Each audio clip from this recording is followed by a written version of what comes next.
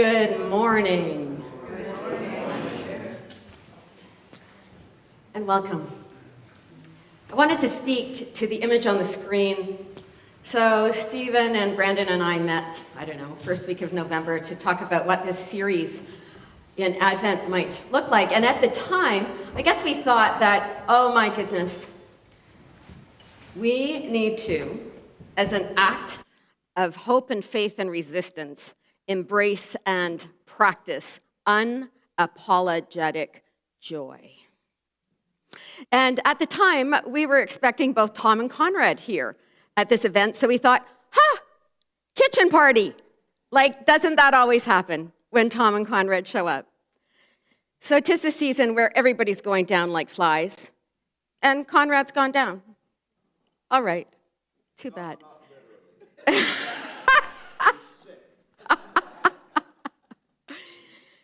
And so I might say that regardless of Conrad's presence or not, when Tom Layton shows up, there is always more joy, a cup running over with joy. Thank you, Tom.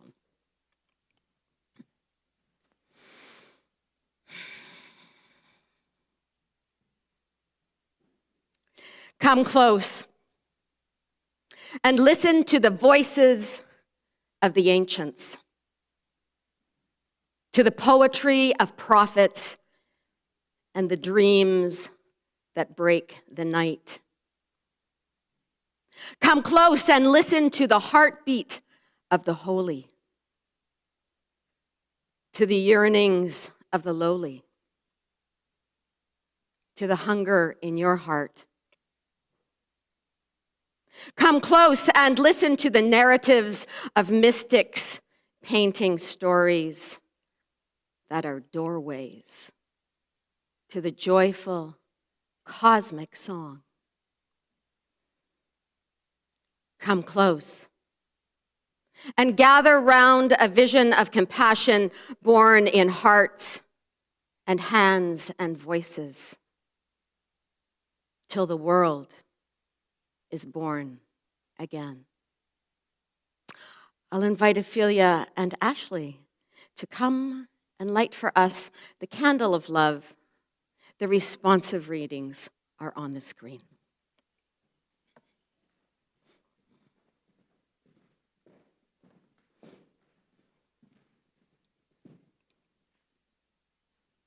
Oh, Jessica. Sorry. Wrong name. Give me a few months to get names right. Here we are.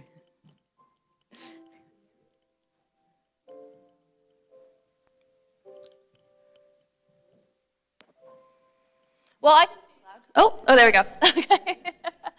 Today we light the candle of love, love that does not look away, love that risks comfort for compassion. We remember Joseph, who listened in the night, who broke cultural rules to protect a mother and child. In a world shaped by fear and judgment, he chose mercy over reputation, care over control. This is love with courage, steady, sheltering, faithful.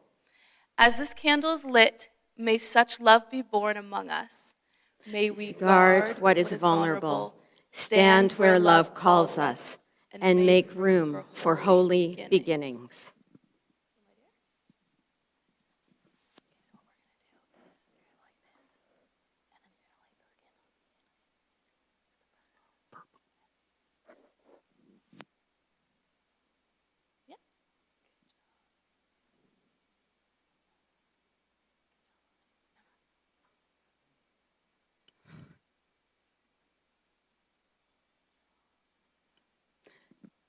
Please remain seated for the response.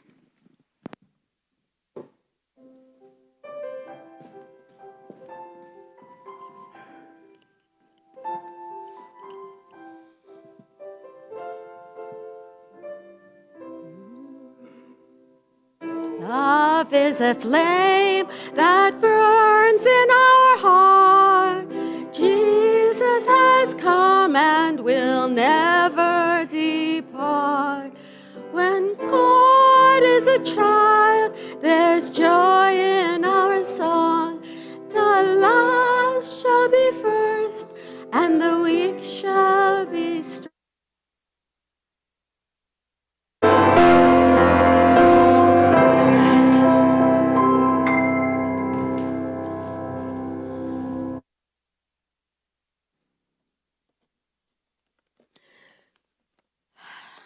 So I know that we have all come from big weeks. Weeks that have been maybe hard on our heart. And so let us be still for a while. Let us take a moment to breathe deeply, letting holy breath fill us, restore us. Let us be still for a while, finding rest for the weary road. Let us be still for a while so as to hear the voice of the one who calls us beloved.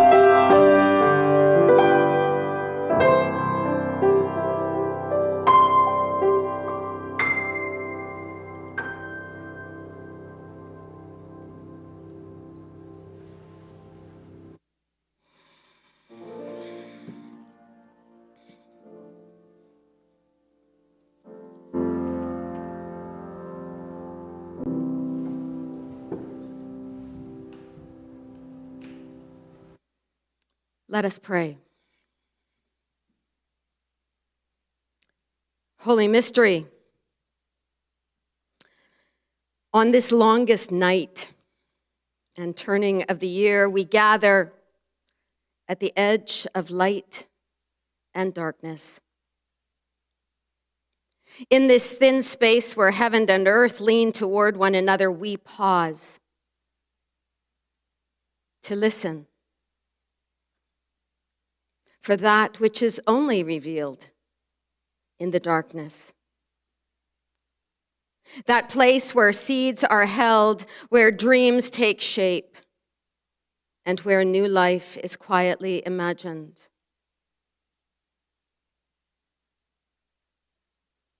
As the light begins its slow return, teach us to trust what we cannot yet see.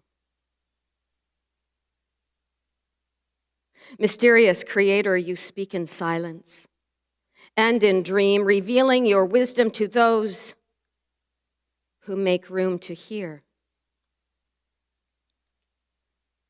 Still our striving. Open our hearts. Shape us even now,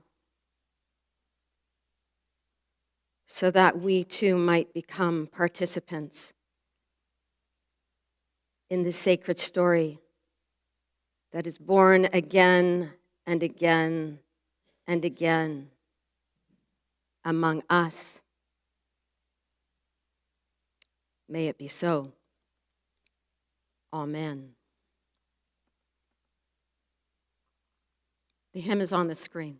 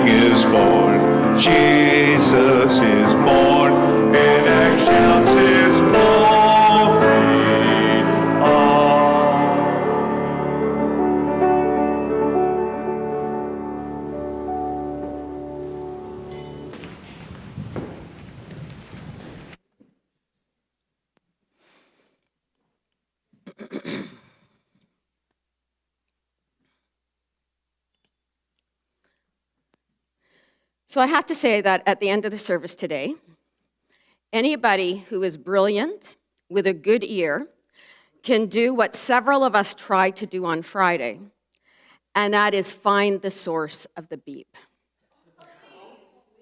We tried. Ashley spent half an hour.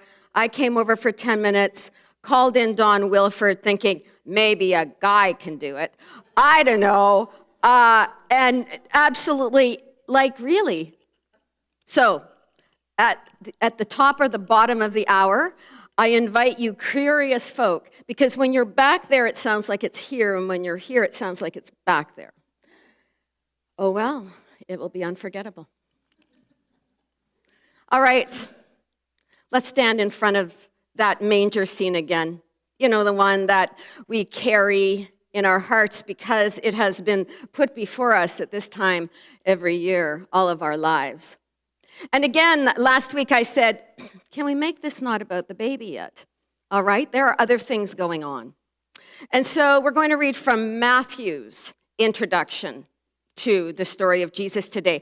Like I've said before, both Matthew and Luke create these birth narratives. And like the overture of a symphony or an introduction to a story or a piece of music, within these narratives, we have all the essential themes of the wisdom of the Jesus tradition. So that even if we didn't get the rest of the story, we'd get most of the story. So last week we talked about Mary as archetype. Mary as, and you know when we want to call her a virgin, again, can we say that that has very little to do with sex or no sex, but ultimately has to do with being open and prepared on the one hand, and traditionally, virgins as well were women in their own power, whole in it of themselves. And so Mary, this teenage young woman in a culture where women, let alone teenagers, had no power whatsoever apart from their husband, their brother, their father, their clan. Mary claims her agency, and boy, oh boy, does she start a ball rolling. And again, what are we invited to do? How do we stand in that place that Mary stood? This is the archetype that we are invited to birth again and again when we are confronted with the possibility of creating a new world, of birthing the holy among us. We've all been Mary. So today we go to Matthew's gospel.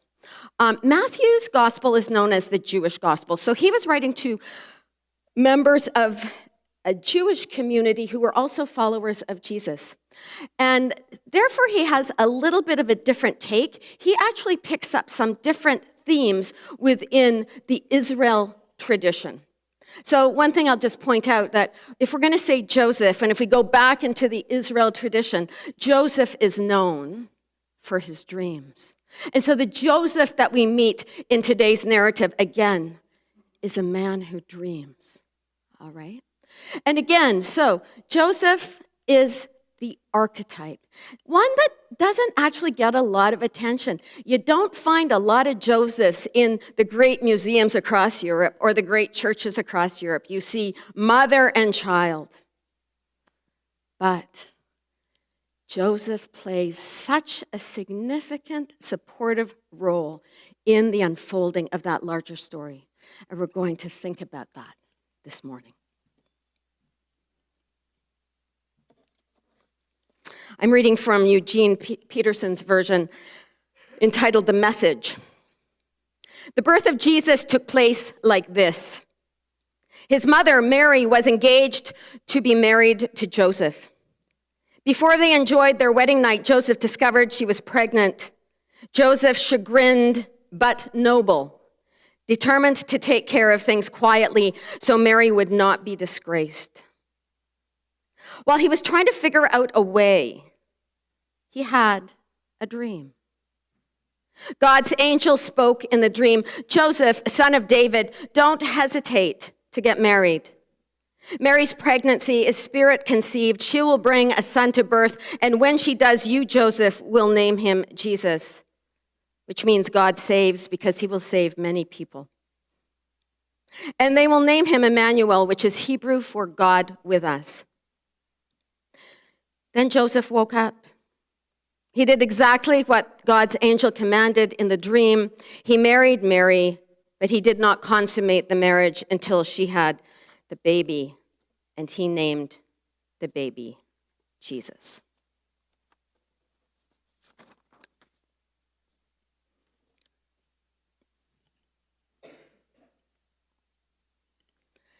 So I'm going to share with you first my favorite television series.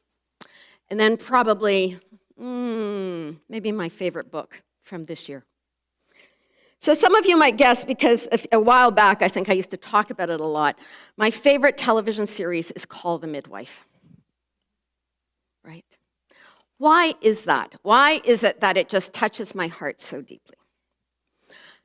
I think it's because you have this group of women, both religious and secular, who are all midwives, living within a religious residence, Nonnatus House, which is run by Anglican nuns who themselves have been nurses and midwives, and live in one of the poorest areas of London called Poplar, where they are serving those who are very vulnerable.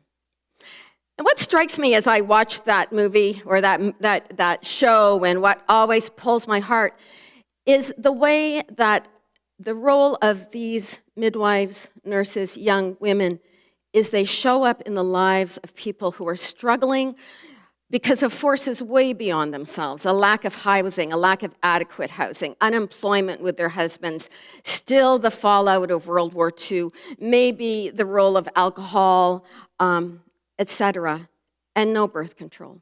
And so one child after another, regardless if the family is capable of sustaining those children economically.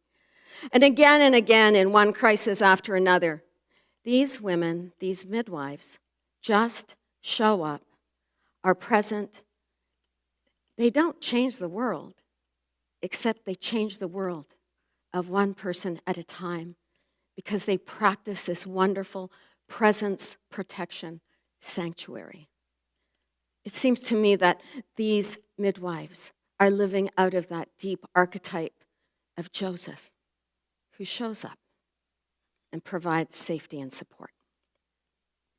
So that's my favorite television series.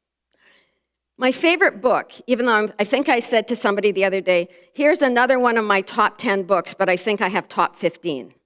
So if I say top 10, I mean over a lifetime. This book is one of my top 10 books over a lifetime, and I can tell you my sister, who reads maybe twice as much as I do, recommended it to me and said, Lynn, I think you're going to find a sermon or two here. So I think there are lots of sermons in there, but I tell you when I stopped in this book and went, oh, that's it. And I'll save it until it's the right time.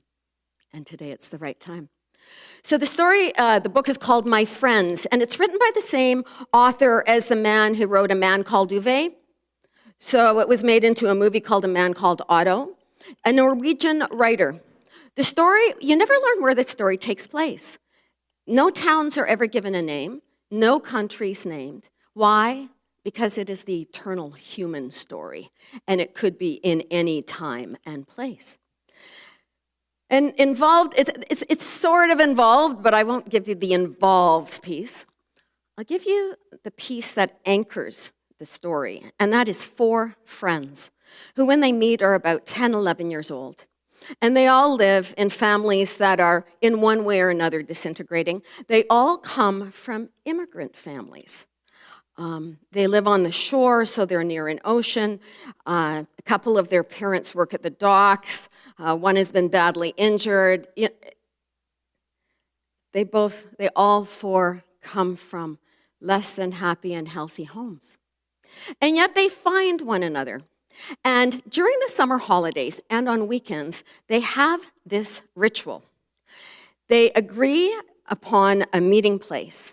And it's the same meeting place throughout the summer. And as each one of these children shows up, they declare, here,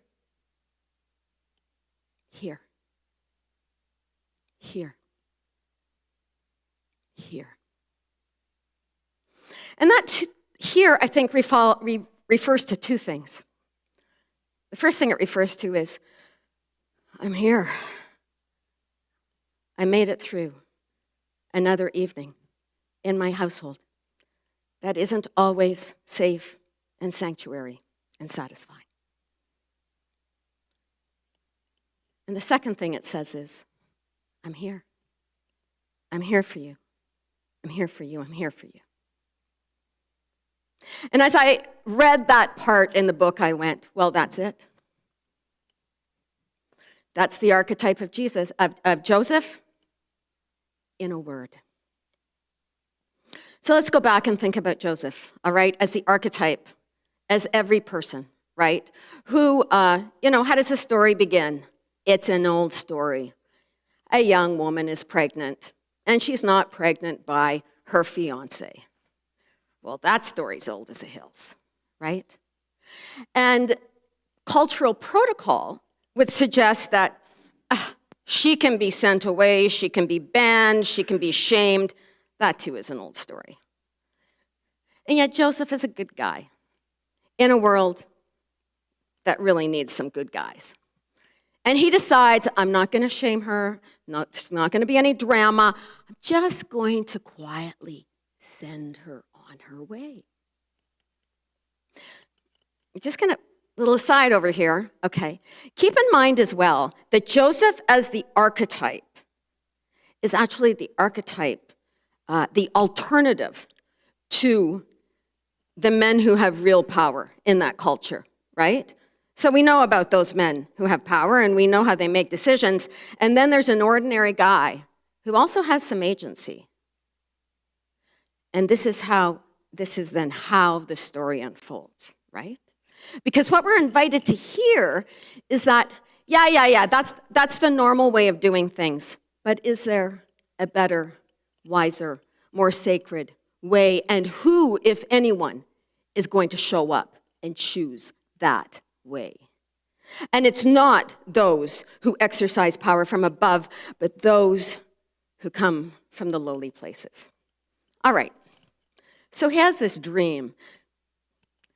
The archetype of dreams in our tradition is just a way of saying holy pause, pregnant pause, disruption into a cultural story with the potential of a new way of being together breaking open. I'd like to suggest that I don't know how many of us actually have those dreams, although Mark Tremblay had one. Ask him about it after the service, okay? He had a dream on the way to moving here earlier this summer. More often than not, though, how do those dreams show up in our lives? They always show up first with a stop, clear our head. Can we let go of our first trigger, our first response, our yeah, but? Can we let go of our need to be right? Can we let go of our need to demonize and to create them and us? Like first we've got to clear all of that out. How we normally respond during challenging times, to make room for space for a holy hunch, some quiet wisdom. So I think when we hear about dreams in our sacred text, wouldn't it be great if we could wake up in the morning and go, got it, I know which way I'm going, I know what I'm struggling with, how it needs to proceed. My experience is that things need to float around in your head for a day or a two or a week. You almost have to work at, struggle with opening yourself and your heart up to a holier wisdom and a better way. All right. So Joseph wakes up and he agrees, instead of kind of being noble, I'll walk away, but I won't shame you. He decides to show up as sanctuary, as presence, as protection, as support. And don't you love this image? Yeah. So, my hunch is that each of us has been shaped at some point in our lives when we needed it the most by somebody who stayed. By somebody who said to us, I'm here. And I know as well that I'm looking at a group of people who have also in their lifetime said for others, I'm here. I'm here. I'm here. I'm not here to fix you. I'm not here to save you.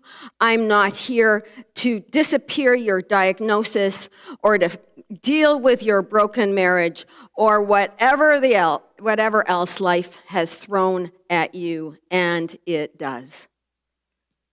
But in the midst of all of that, I am here.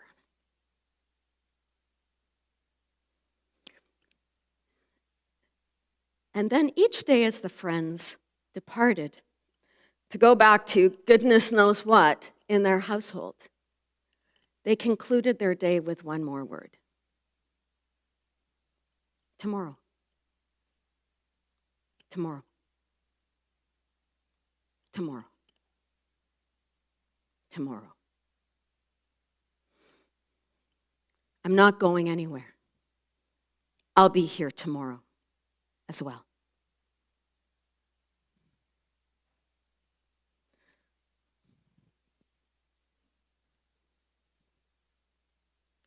So every time we show up, not as the hero, but just as ourselves, in our own vulnerability, with our own struggles, with our own story and misgivings and confusion and anxiety, every time we do that for another person.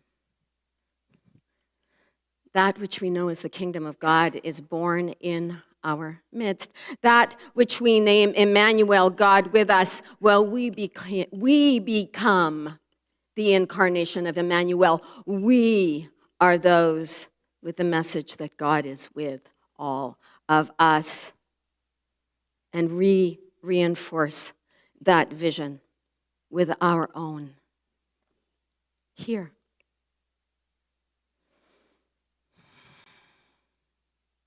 So Joseph, not necessarily the star of the show, except.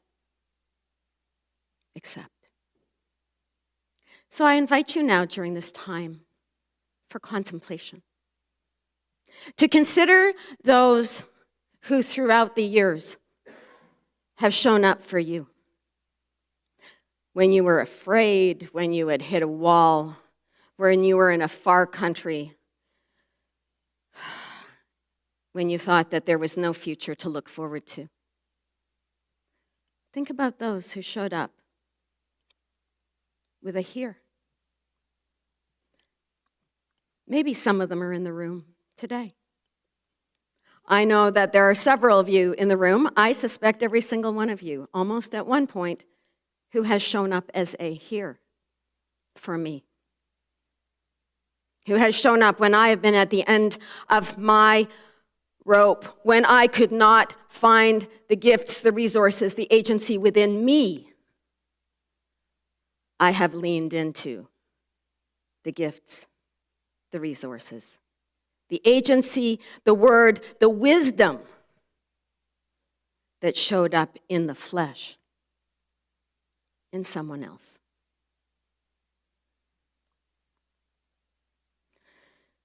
During this time for contemplation, I invite you to remember all of those who said here to you. And I want you to remember all the times you said here to someone else. And probably in ways that you didn't ever know, enabled them to be renewed, restored with the courage to put one foot in front of the other.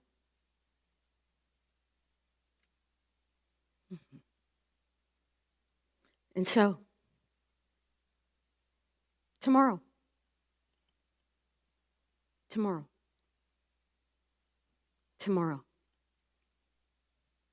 that's how we give birth to this sacred story again and again and again.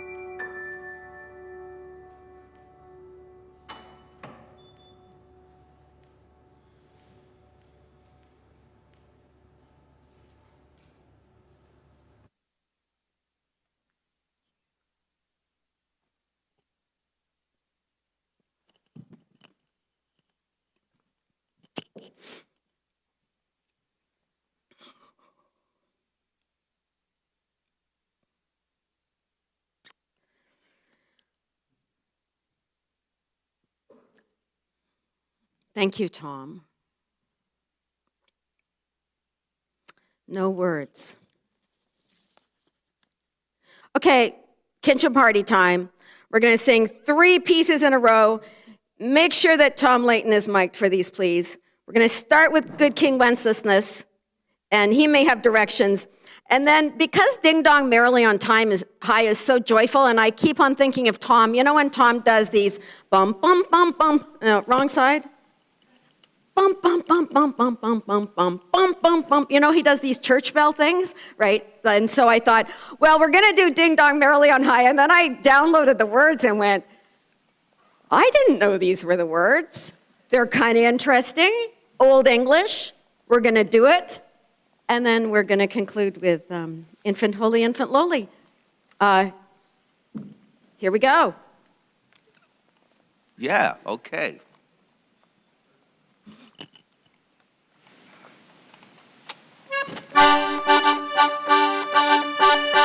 I'll play an introduction.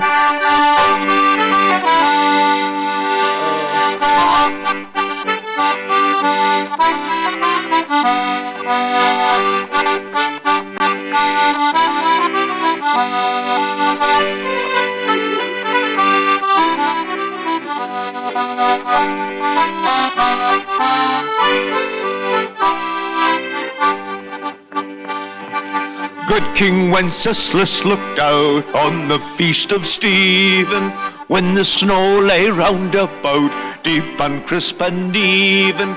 Brightly shone the moon that night, though the frost was cruel, when a poor man came in sight, gathering winter fuel. Well, hither, page, and stand by me, if thou knowest telling, yonder peasant, who is he, where and what is dwelling? Sir, he lives a goodly kence, underneath the mountain, right against the forest gate, by St. Angus fountain. Well, bring me fat and bring me wine, bring me pine logs hither, thou and I shall see him dine, when we bear them hither. Page and monarch forth they went together, through the rude winds while lament, and the wintry weather. Here they go. I see them now.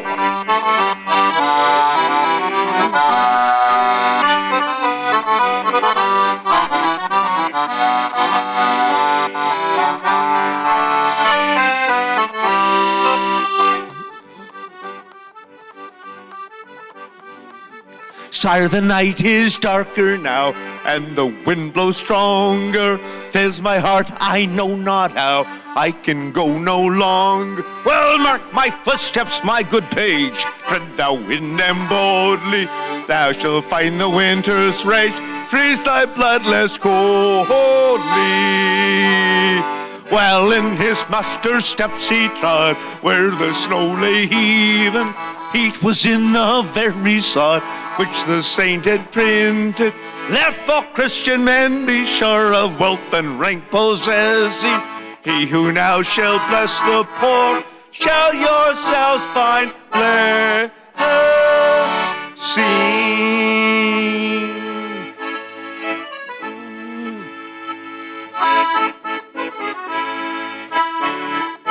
Here we go.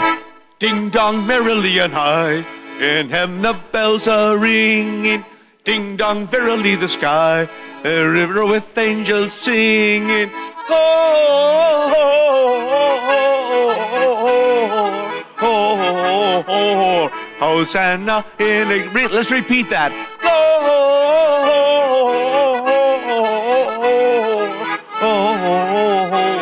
Hosanna in excelsis, in so here below thee, let steeple bells be swinging, and I, whatever, singing.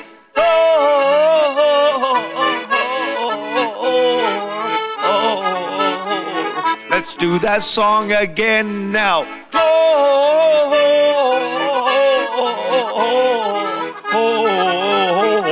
Hosanna in excelsis. Brady, dutifully prime, your matin chime, ye ringers, may ye dutifully rhyme, and name time song ye singers.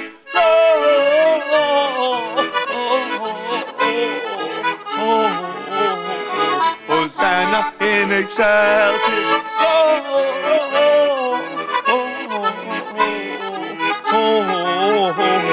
Hosanna in excelsis.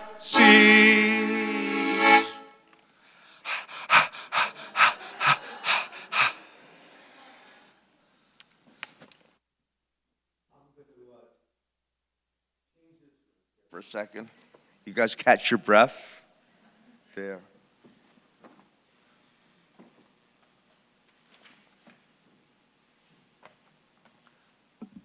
I do love this piece.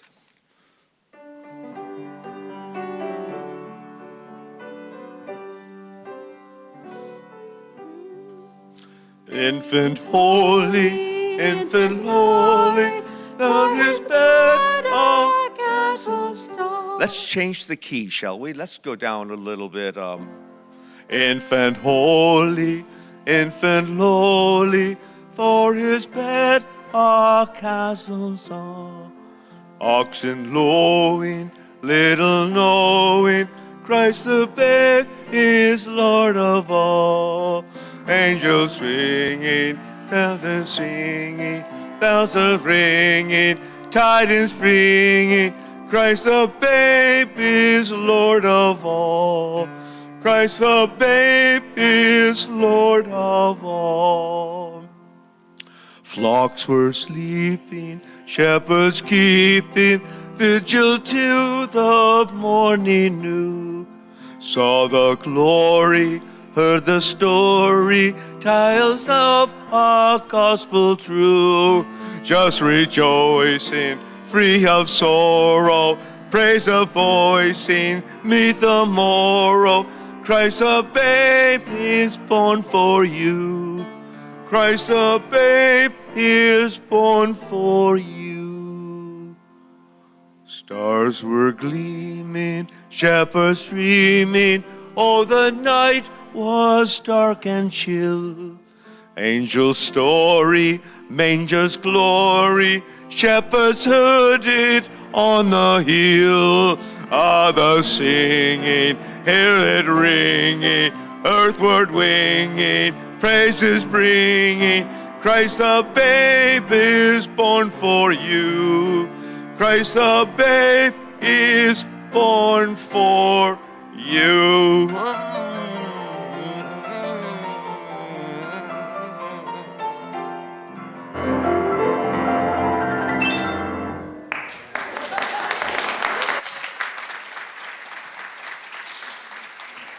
Oh, Tom Layton is in the house.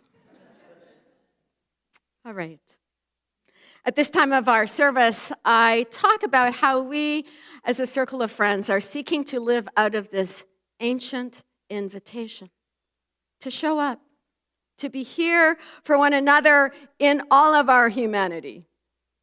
And here's a lovely image of the gathering around the table, collecting and assembling little containers of goodies and sweets for those among us who are aging, ill, in need of extra support, and always in need of hearing us say, in the middle of their messy lives, from the middle of our messy lives, here, we're here.